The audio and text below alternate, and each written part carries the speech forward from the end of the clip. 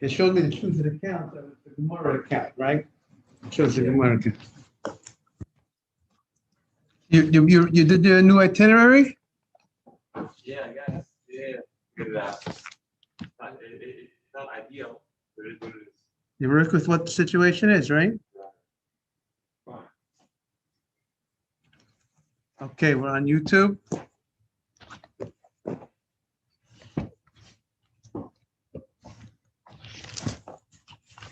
Okay.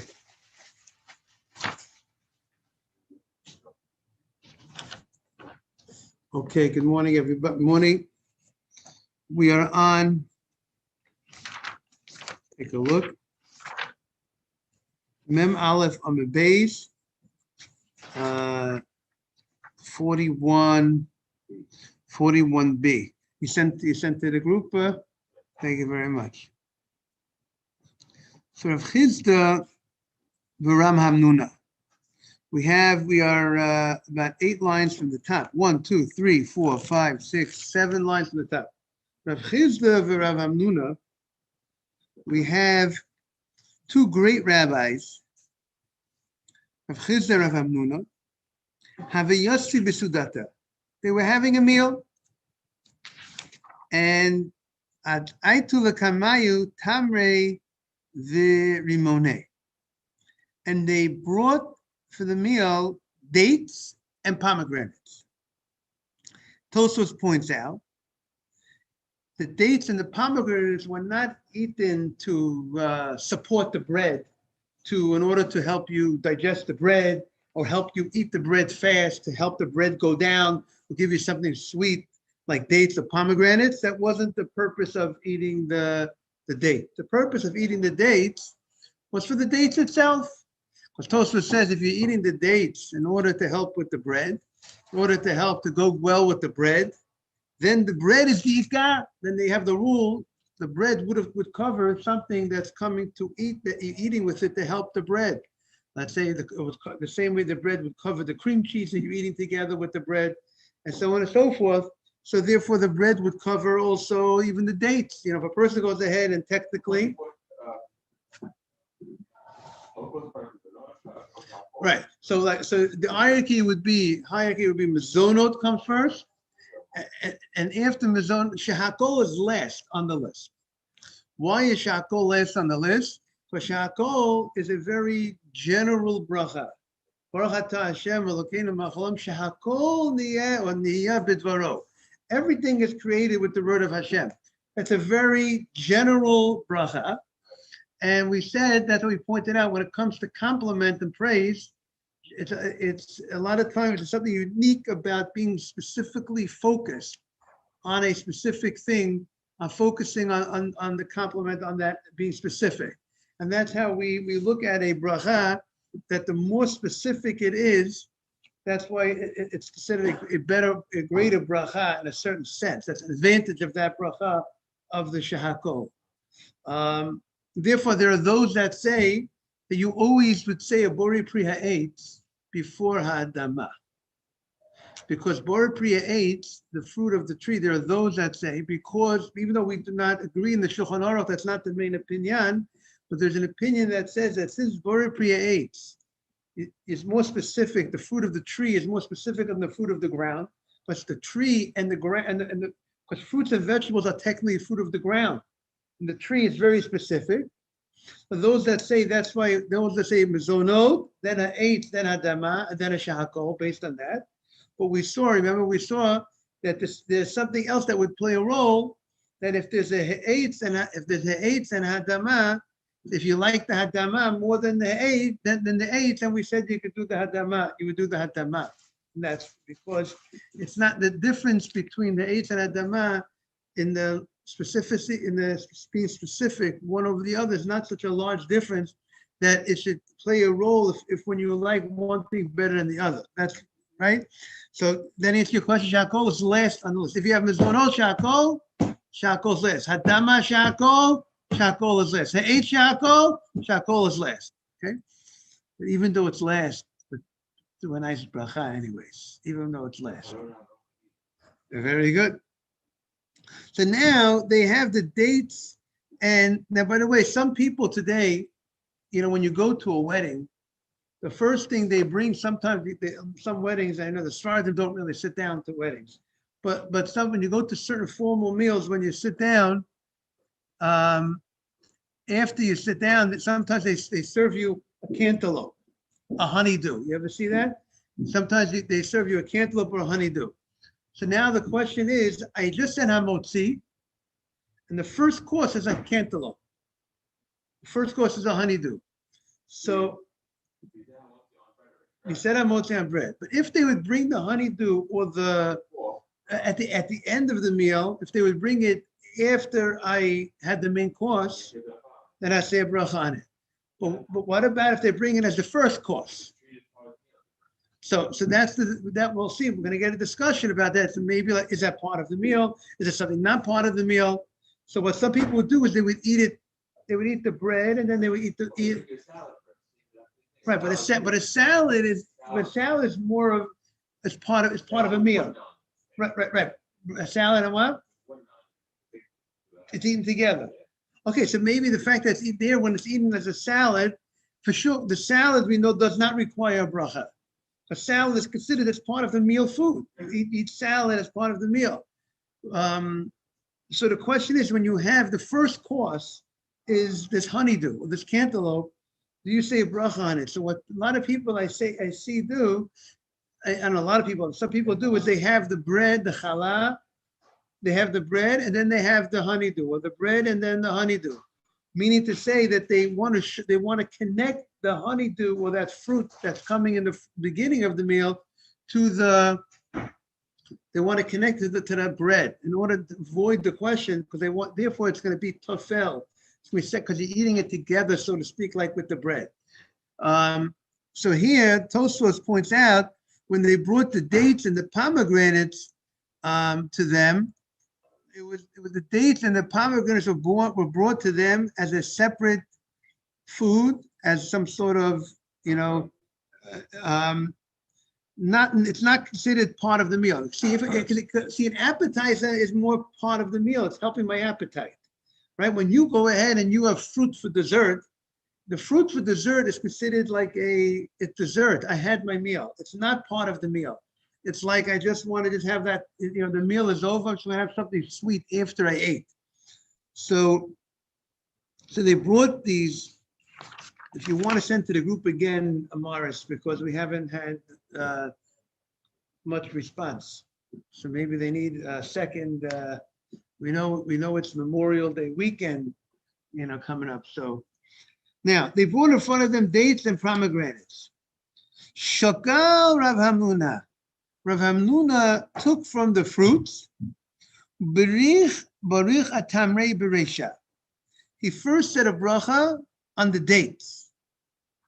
And then, meaning he made one bracha on the dates, and the bracha on the dates is Bar Pri Eitz, and the bracha on the pomegranates is also Bar Pri Eitz. So he said one bracha on the dates, and it covered the what? The pomegranates. Okay? That's what happened. Amalei Rav Chizda. Rav Chizda said to Rav Hamnuna, Lo svira le'ma. Rab, master, he refers to him in the language of respect. Mar. It's a derech kavod. It's a derech of honor. He says, Master, you do not hold lahod amar Rav Yosef. Rav Yosef said, V'itema Rav Yitzchak. Some say Rav Yitzchak said, Kol hamugdam b'posik zeh kodem lebracha. Whichever is mentioned early in the bracha, in the pasuk, comes earlier for the bracha. So we quoted the pasuk. What was the pasuk that we quoted? It says, Eretz chita usora gefen. Here's the pasuk. Let's get the pasuk over here. Eretz chita usora gefen. 1 second. Here it is. Eretz chita usora gefen uteina v'rimo. Right? It says it's a land of. It's mentioned in the fruits that are mentioned. It mentioned the grapes, the figs, the pomegranates. Good morning, Mike. Good morning, Rabbi. Morning. The pomegranates were listed number 5, and dates were listed number 7 in the group. So why did you say a bracha on the dates? When the dates is listed number 7 of the 7 species of land of Israel, you should have made a bracha on the pomegranates. That's the question that he asked. Don't you hold of that whatever comes early in the pasuk gets preference? So he said, Amalei. He said to him, I agree with that opinion. I agree with the opinion that says whatever's listed early in the pasuk comes first. But like we said yesterday, the pasuk has the word eretz twice in it.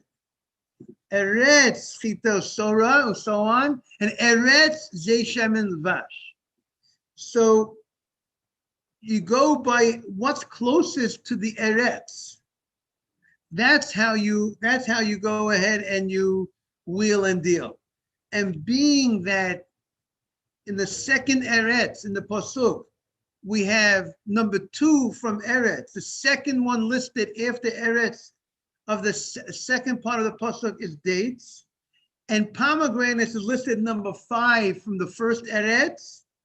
So dates are the winner, because you're second, and you're in second place, in contrast to the pomegranates, which are in 5th place. Morning, Sammy. Good morning. Where's Michael? My dad is waiting for you. Saying, Michael, Chag Sameach to you and your family. Happy Good morning. Good morning. It's Memorial Day. You're right. Chag Sameach. Chazak Baruch. Okay. Have a great day, Sammy. So the Gemara says, Amalei, Zeh Sheni le'eretz. The dates are number second place to the second eretz. V'zeh chamishi le'eretz. And this is number 5 to eretz. And therefore, that's why I put the dates before the pomegranates. Amalei. And by the way, I think we ourselves could also see that in reality, that I personally, tell me if you agree with me, that I think the dates is a much greater fruit than the pomegranate. I would think, even though pomegranate is a larger fruit, but I would think it's something. It's a more important type of fruit. So the Gemara says, Amalei.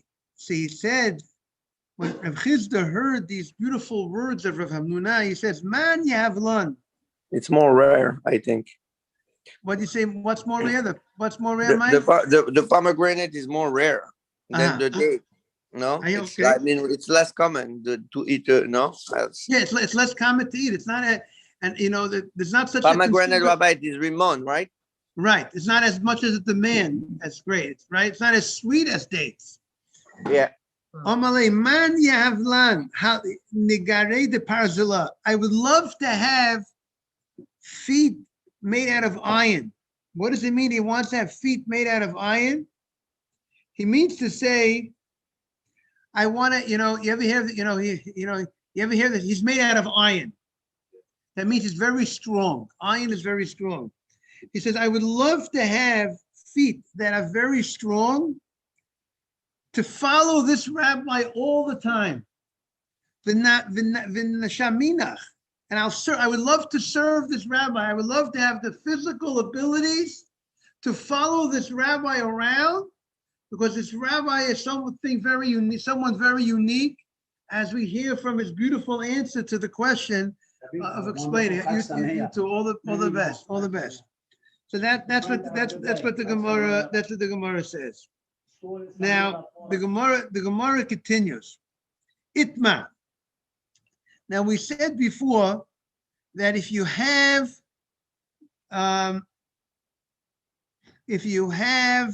different types of fruits, if you have vegetables and fruits, right? We said that you recite a bracha on each one separately. You do not say one bracha on the vegetable, on the adama to cover the ha'etz. You're supposed to say the bracha on the tomatoes, the salad. You say a bracha on the salad. You say a bracha on the fruits, on the apples, the oranges. They're separate. They're not eaten as a mixture. Then you have a different. If it's eaten as a mixture, then it's like one food, and you have to identify what the food is. But if you go ahead and you're eating separately ha'etz and separately adama, so you say a separate bracha on each one. Now, the Gemara now is going to talk about when you eat bread. What's the law? Does bread cover? What foods does bread cover? Does lechem cover? And what foods lechem does not cover? Bread doesn't cover. Itma. It was said in the Beit Midrash. Heviu lifneihem te'enim va'anavim b'toch hasudah. This is a little bit what we mentioned earlier. Mars. They brought figs and grapes in the middle of the meal. So they brought some figs and dates in the middle of the sudah. Let's say you're in the middle of your main course, or you're on your first course. It's the middle of the sudah. That's when the meal is. You have to start. Where does the meal begins? When you have bread. Let's say you started the meal. You said Hamotzi lechem min haaretz, and remember not to swallow the mem. Hamotzi lechem min haaretz. You pause, right? You have to say the lechem, but both letters are the same. You have to be careful. We spoke about that. So Amar Rav Huna. Tu'anim bracha lifneihem. If you bring the grapes and the figs during the meal, that means I had the bread already. Now they go in, they're serving grapes and so this opinion that says that you have to recite a bracha on bar eitz, or they're bringing it during the main course on my plate in the main course. You see, usually I don't. There's or they're having dates and figs are part of the regular menu of the meal, not coming as dessert. It's coming in not as dessert. So nevertheless, even though it's coming during the time that you're having your main course or your first course, so to speak, to an bracha lifneihem, you still have to say a borei priya eitz. The ain to anim bracha la'achreihem, but you do not need to say al ha'etz on it because the birkat hamazon would cover. So we have this phenomenon, right? And this is what we do. If you have fruit, even during the meal, you'll have to. The Gemara is saying here that you have to go ahead and say a bracha on the fruit during the meal, a bracha rishonah. But you do not need to say a bracha achona. The birkat hamazon would cover it. And the reason is, the logic would be, I'm having it during the meal. So the birkat hamazon will covers what I have during the meal. And also, and why do I need to say a bracha on the fruit during the meal? Because the fruit is not a meal food. The way you eat fruit, you're not eating fruit to fill yourself up like you eat bread and rice and other foods. You're eating fruit. Fruit is generally like a type of dessert type of food. It's a food that's a sweet type of thing that's not part of your meal, but you happen now to have served it during the meal time. During the time, not at the end of the meal, but even earlier in the meal. So you still need to say a bracha on the fruit. That's this opinion in the Gemara. V'chein Amar Rav Nachman. Rav Nachman said the same thing. Tunin bracha lefneihem ve'ina tuna bracha achreihem. They would require a bracha before you eat the fruit, and they will not require a bracha after you eat the fruit. Good morning, Shmuel Rev. Morning. That's the first opinion in the Gemara. Boker Tov. Boker Tov. She'ein lecha davar she'aton bracha lefanav. There's no item. One second. Rav Sheshet Amar. What does Rav Sheshet says? Rav Sheshet says, "Tu'nim bracha bein lefneihem bein lachreihem." You're required to say a bracha borei priya eitz before you have the fruit. If you're having fruit during the meal, even if you're having fruit during the meal, you have to say a bracha before, and you have to say a bracha afterwards as well. He says that the Birkat HaMazon will not cover the fruit that you had during the meal. Why not? Because since the fruit during the meal is not connected to the bread, it's not that you're eating it to fill you up as part of the meal. And the Birkat HaMazon, he says, will only cover foods that are given to nourish you, to fill you up, to give you, to fill you up, to give you, let's say, those type of, a filler. But figs and dates are not something that really is there to fill you up. It's just a sweet thing that's given. It's not there to take away your hunger, so to speak, and to nourish you. It's not there for nourishment purposes. It's only there as a sweetener. Therefore, you'll require Birkat HaMazon will not cover. That's what this opinion says. She'ein lecha davar she'to'on brocha lefanav. There's no item. Good morning, Yosef Atzadik. There's no Morning, item. Rabbi. Morning. There's no item that requires a bracha before. The ein ton bracha la'acharav, and doesn't require bracha afterwards. Ela pas haba b'kisnin. Only pas haba b'kisnin. Pas haba b'kisnin is, let's say some sort of Rashi. Let's say you have dough together with spices. Let's say it's some sort of, it sounds like a mazono type of item, but it's not eaten as a but it's very sweet, or it has some other items. It's mixed together with spices, and this item,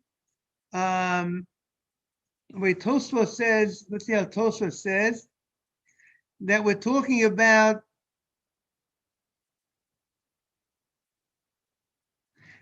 this item. Let's see what he says.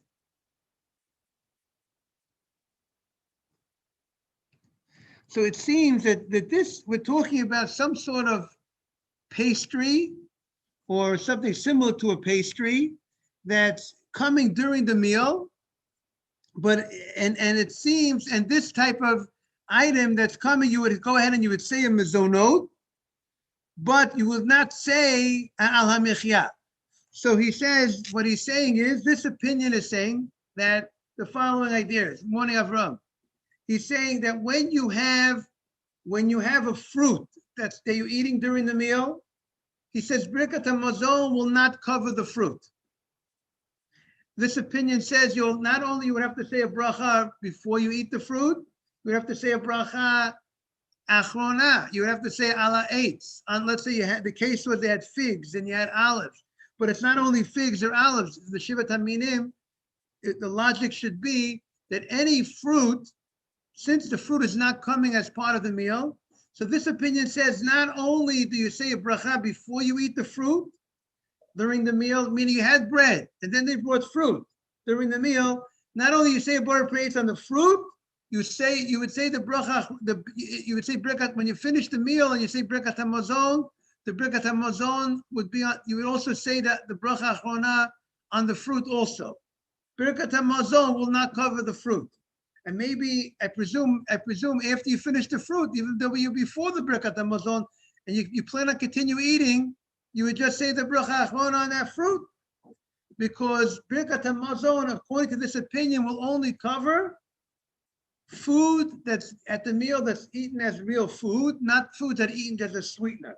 And the only item that he says that would require a bracha rishon, but he says, but if you have some sort of pastry type of thing that's made with many different spices,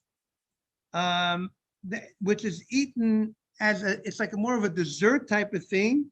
So he says that you would say a mezonot, but you will not go ahead and say, but Birkat HaMazon will cover that. Because since it's mezonot, mezonot means it gives you nourishment. So the fact that it gives you nourishment, so the Birkat HaMazon would cover things the same way it covers the bread, and therefore would cover this type of item that has some dough in it. That's what he wants to say. Upliga, the Gemara says, Pliga the Rav Chia. And this argues, what we just said, argues Rav Chia. The Amar Rav Chia. Rav Chia says, Pas poteret kol minei machal. When you say a bracha, you have it, Morris? The Amar Rav Chia, Pas poteret, we're middle of the page. Go a little further in the first word of the line is pat. Rav Chia says, Pat poteret kol minei machal. He says, when you go ahead and you say a bracha on bread, you said hamotzi, he says, any foods that come during the meal, the hamotzi will cover. Whether the food is food that you're eating as normal food meal, like chicken or meat or fish or salad, or even if you have fruit during the meal, if the fruit comes during the time that you're having the meal, meaning during the time the bread is out on the table, or during the time that you're still eating for the purpose of filling yourself up, it's still the main foods. I'm eating this fruit during the time that I'm having the main foods. So he says that the bread, the hamotzi, will cover the fruit as long as the fruit is brought in during the meal time. Meaning, if the fruit is brought in after the main course, then he agrees the bread will not cover. If the fruit is brought in after the main course, that's called like after the meal, so to speak. The meal was really finished. Now I'm just having the fruit. I have to say a bar creates on the fruit. But if the fruit is brought in earlier during the meal, so Rav Chia says he takes issue with the other rabbis. The other rabbis say that if you have fruit early on during the meal, you would have to say a bracha before you eat the fruit, because the bread does not cover fruit, because fruit is not eaten as meal food. But this rabbi holds that no, that the bread will cover any food that you're having during that mealtime area, and therefore will cover the fruit. And also it will cover the Birkat HaMazon, will also cover that fruit that you have. Even though you had the fruit during the meal, the Birkat HaMazon will cover it. I mean, you had the fruit during the meal, the Birkat HaMazon would cover it. Now, since it was done during the meal, the fruit. And yayin poteh kol minei mashkin. And he also says that wine exempts you from saying a bracha on all types of liquids. If you go ahead and you say a bar gefen, you go ahead and you had wine. So you say bar gefen, that wine, since wine is like the bread. The bread is the king, it covers the food. The wine covers the drinks. So if you go ahead and you had a bar gefen, and now you want to have a cup of soda, right? And you drank some wine. So the wine, even though what does wine have to do with soda, right? But wine is a beverage. Wine is a beverage. It's a liquid, and all drinks are in the liquid family. So the rabbi said, when you make a bracha on the chief liquid, once you said a bracha on the chief liquid, all other liquids that you drink are considered secondary to the chief liquid, and you will not need to say a bracha on any drinks that you're having during the meal. Rabbi, I have a question, please. Yes. So on Friday evening, when you're doing the kiddush, when you bless on the bread, is the blessing on the bread exempting you from blessing on a soda? If you drink soda in the middle of the meal, or the bless of the wine is exempting you from drinking the soda? Right. Very good question. So really, I'll tell you like this: the bread will definitely cover you for the soda. But let's say you didn't have any wine at all on a regular weekday, let's say for breakfast, you had bread and you have water and you have drinks, you have soda, you have apple juice. The bread will cover it. Now you have a second thing that has the ability to cover it. Not only would the bread cover it, now you have the wine covering it. But I'll tell you what's interesting, Shmuel, because the question is, you get into a different question. How much wine do you need to drink in order to us to say, is there an amount of wine that needs to be drunk in order for you to say that the wine covers the liquids? Is it any amount of wine? Meaning let's say today, I am not having a meal. I didn't have any bread. I have no bread in front of me. I'm having someone says, Rabbi, taste this wine. Well, let's say you go to a kiddush on Shabbat, and you had a little bit of wine from the kiddush, and you're not having bread now. It's in the synagogue. They're not saying you're having bread when you come home. Right? The question is, does the kiddush on the wine, does the hagefen on the wine cover, I'm having a cup of soda, but I only had a small amount of wine.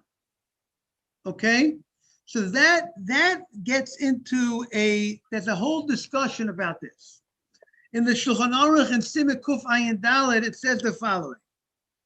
He says, wine exempts all liquids. It's a quote like our Gemara. The Chafetz Chaim says that he first says we should have that is true if the liquids were on the table when you said the bracha on the wine. That's the first opinion. The first opinion he says is, the Chafetz Chaim says, that the wine to cover the liquids has to be that the liquids are on the table. That's the first opinion. The second opinion is, even if the other drinks were not on the table, I have wine, and I plan on drinking soda, and they didn't bring out the soda yet. And I said, and I drank some of the wine. I said the bracha on the wine, but the soda wasn't in front of me when I said the bracha on the wine. Some are lenient that as long as I had in mind to drink the wine, the liquids, the soda, that's good enough. Now, then he says, it's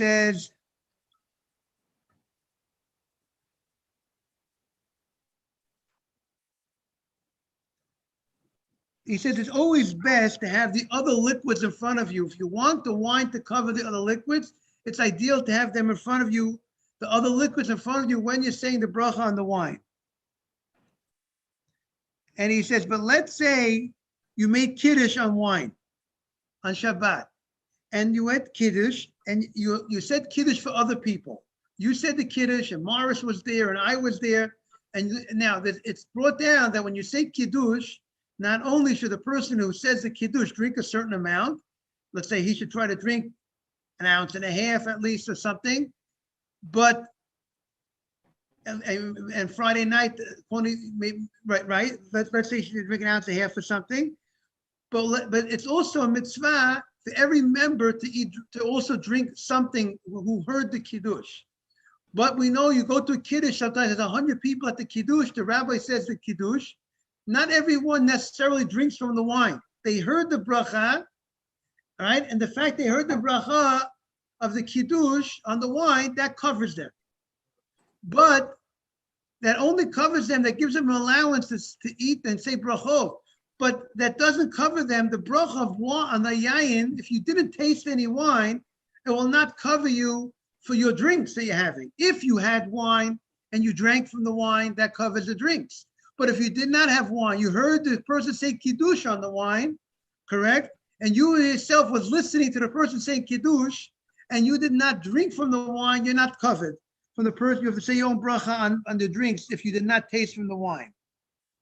Now, the Chafetz Chaim says the following. In the Bir Halacha, he says,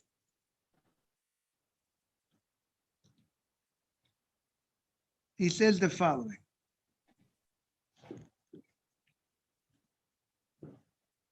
He says,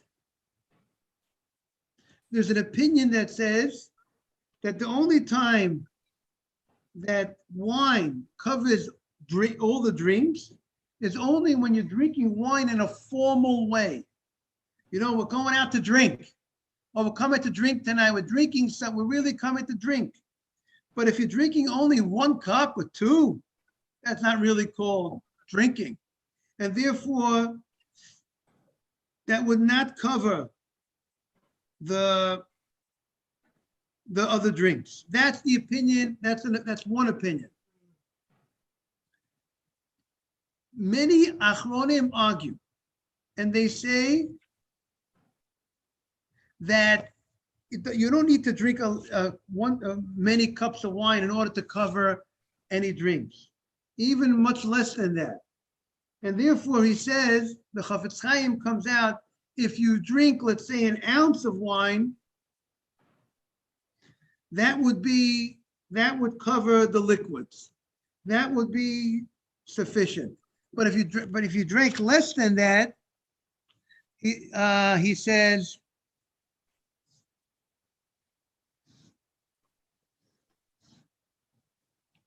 he's less than that. He says, maybe you shouldn't be lenient to say that it covers. And then he brings an opinion that says that even if you tasted a little bit, it also would help. And therefore he says you need to look in, the halacha needs research. And he says, therefore it's best, if you want to cover the other liquids, drink at least an ounce, a mullet of cheeks full, which Rabbi Feinstein says an ounce. And if you did not drink an ounce, ask somebody who did not taste from the wine of the Kiddush, let someone else say the bracha. If they're saying a bracha on the liquid, to have you in mind.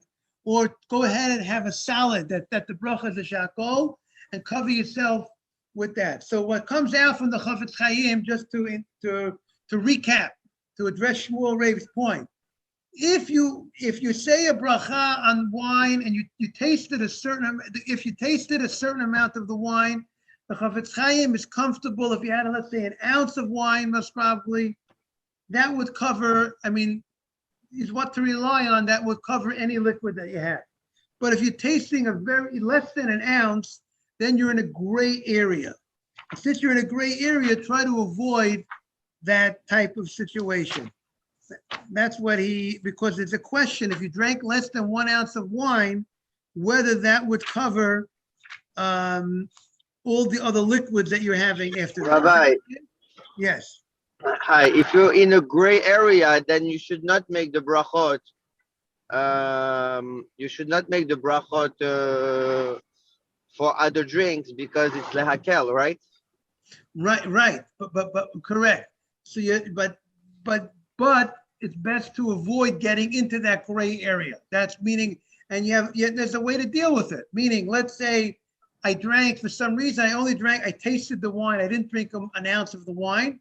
So you know what? There's some fish. Say a shakol on the fish, and have in mind the other liquids.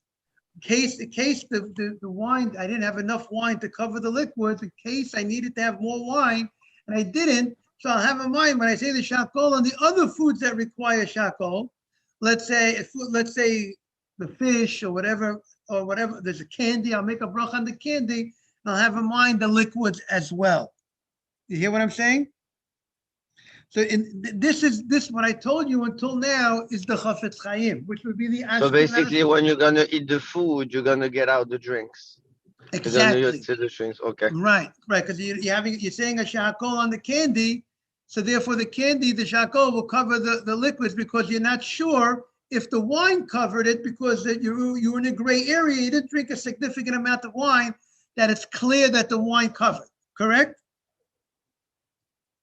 Is that good? Now, the yes, Yalkut, Rabbi, it's good. It's good. and I'm going to read to you from the Yalkut Yosef, what he says in the Yalkut Yosef. He says, if you said a bracha on wine, you drank wine, even if you did not have the other liquids in front of you. You know, the Chafetz Chaim spoke about, It's ideal to have the other liquids in front of you when you said the bracha.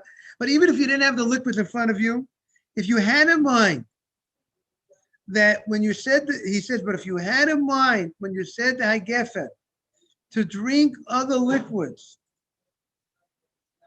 you do not say a bracha on the other liquids, because the fact that you said a bracha Hagefen, you would cover. And he says, even if you drank the wine, not b'kfiyut, meaning he's addressing the other opinion, even though there's an opinion out there that the only time that the wine actually would cover the other drinks, you have to have a lot, you have to have multiple cups of wine. She says, even if you drank the wine in a very temporary fashion, it would cover he doesn't identify how much wine. So far, he didn't identify. It would exempt the other liquids, and you would not say a bracha on the other liquids.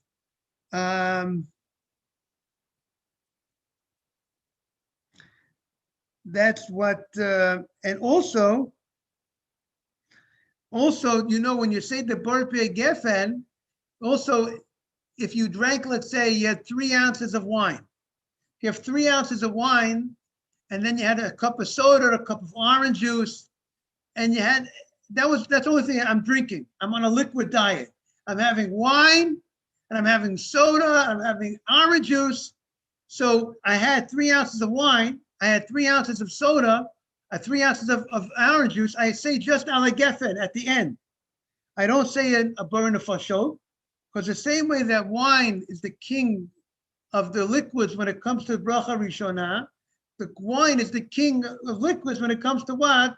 Bracha achronah. So if I said ala gefen on the wine, I drank a significant amount of the wine, then the ala gefen will cover, I will not need to go ahead and say burn a fashot on the liquids. Obviously, if I had other foods like fish, chicken, that I needed to say a burn a fashot because of those foods, I'll say a burn a fashot because of those foods. If I'm on the liquid diet, I will not, therefore I would just say the ala gefen if I only had liquids, and I had that. Now, if I had, what about if I had, I had 3 ounces of water, right? I had a few ounces of water, and I had less than 3 ounces of wine. I had 1 ounce of wine, and I have 3 ounces of soda, then I would say a burn of fashot, because I can't say an ala gefen, right? Because I had less than 3 ounces. In order to say ala gefen, you have to have a minimum of 3 ounces. So therefore, I would just say a burn of fashot in that situation, because I did not have enough wine to say ala gefen. So therefore, I'm not reciting ala gefen, and therefore I have to say burn of fashot in that situation. Now, so the Yalkut Yosef continues. Now he identifies an amount. Therefore, you're hearing, if the people who are hearing Kiddush, and you're having a mind, right, Morris and Shmuel Rave, this also address your question. If you're at Kiddush, and you have a mind to fulfill your mitzvah, you're listening to the bracha, the person saying the Kiddush. If you tasted a little bit of the wine, like he says, we try to taste at least a little bit of the wine, l'chibuv mitzvah, out of love for a mitzvah, we all want to be part of it. You got to be in it to win it. We all take a little bit because we show our love for the mitzvah. It's interesting, he used the word chibuv mitzvah, and this week's Parsha, Baalotcha, you're going to find that Moshe talks to his father-in-law. And what's the name of his father? Chovav. Why he has 7 names. Why does he have so many names? Because they represent great accomplishments. Chovav, Rashi says, he was called Chovav. Yitro was called Chovav because he loved the Torah. He had a love of Torah. Chiba. Chiba is love. He loved Torah, and therefore he got that name. Everybody has to have many names. Based on great things that you do, you acquire names for yourself. If you're about tzedakah, you're called a man of tzedakah. You're a man of mercy, you're called rachamim. He was called Chovav, but he loved the Torah. So that's what he says, chibuv mitzvah. The love of a mitzvah, that's why everybody takes from the kiddush, drinks from the kiddush. But he says, and here he's clear. If you only drank a small amount, which could be even less than an ounce, the gray area that we spoke about before, here he says, if you drank a little bit of the wine, you do not say a bracha on the beer, if you're having beer afterwards, or any other liquids. But if you did not taste from the wine, you heard the kiddush, then you have to recite the bracha on all the other drinks that you're having. Okay, now, by the way, he says a very important halacha, that if you have wine during the meal, right? If you had bread and then you want to have wine, let's say not on Shabbat. For Shabbat, you said the bracha on the wine beforehand, and you covered any wine that you have during the meal. Well, let's say this morning for breakfast. So have a great day. Shabbat shalom. Now Monday we'll be back here. I don't know if you'll be around Monday after 8:30 minyan. After 8:30 minyan. Yeah, very good. Thank you. All the best. Let's say you had bread this morning, and after you had the bread, someone said, I have a great wine I want you to taste. The bread does not cover the wine. You have to say a bracha on the wine. Hamotzi does not cover wine. The only reason why you don't say a bracha on the wine during your meal on Shabbat is because you tasted from the wine before the meal, and which was a bracha bor pe'agafen was said, and that covers you for the wine during the meal. So that's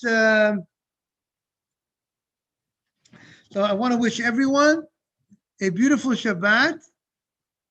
Everything good. We should always be zochet to say the brachot right, to make sure that we cover everything, that everything is covered, that because we have a special mitzvah to say a bracha. You're not allowed to benefit from this world.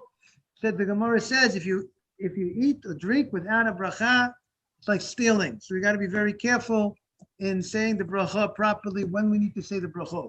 Have a Shabbat Shalom and all the best. Yosef Tzaddik, Shmuel Rev, have a great Shabbat and all the best. Thank you, Rabbi. Boga, thank you for being on. All the best. We'll be Sunday at 10 o'clock. We'll try around 10 o'clock Sunday morning. If anybody's Okay, around. okay. Shabbat Shalom.